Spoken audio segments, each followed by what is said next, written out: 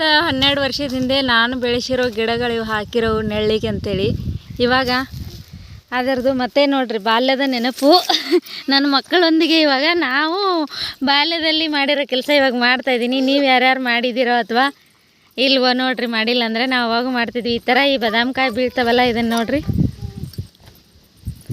ಕಾಣಿಸ್ತಿದೆ ಅಲ್ವಾ? ಈ ಕಾಯಿ ಹಿಂಗೆ ಉದುರಿರ್ತವೆ, ಇವನ್ನ ಹಿಂಗೆ ಕುಟ್ಟಿ ಇದನ್ನು ತೆಗೆದು ಒಳಗಡೆ ಉದ್ದ ಬಾದಾಮಿ ಬೀಜ ಇರುತ್ತೆ, ಅದನ್ನು ತಿಂತಿದ್ವಿ. ಅವಾಗ ತಿಂದಿರೋ ನೆನಪು ಇವಾಗ ನನ್ನ ಮಕ್ಕಳಿಗೆ ಕೊಡ್ತಾಯಿದ್ದೀನಿ.